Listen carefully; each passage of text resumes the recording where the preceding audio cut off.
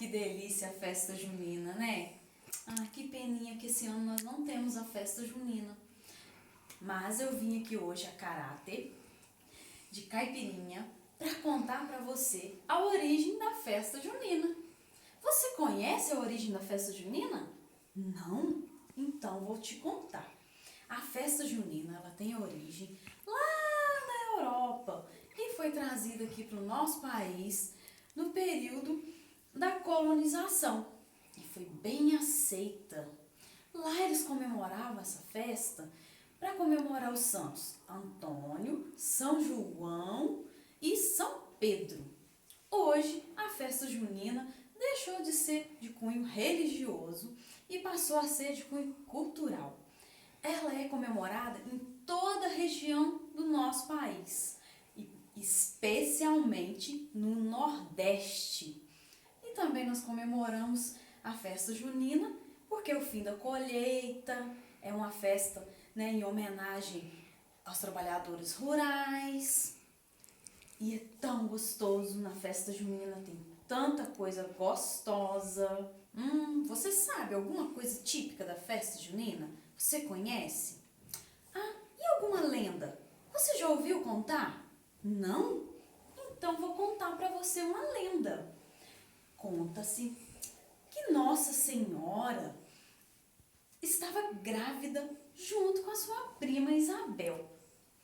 E ela foi visitar Isabel e falou: Isabel, prima, como que eu vou saber quando o seu bebê nascer?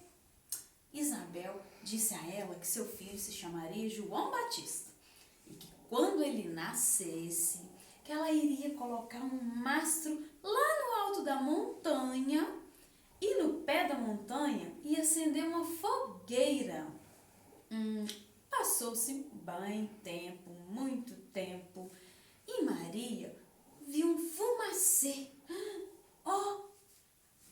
O menino João deve ter nascido. Era a fogueira que Isabel colocou.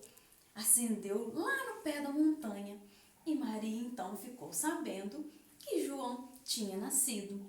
Esta é a lenda da fogueira. Por isso que até hoje, no dia de São João, se acende a fogueira. Não só no dia de São João, mas durante todas as festas juninas, durante o mês inteiro, né? E eu trouxe também uma dica de atividade. Vai ser muito legal fazer com a criançada.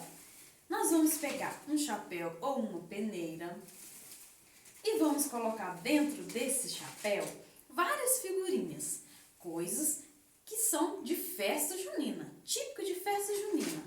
E vou passar o chapéu cantando a musiquinha. A criança vai tirar a figurinha. Vamos lá?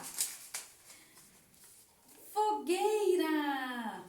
Aí a criança pode escrever a palavrinha, pode falar com que letrinha começa.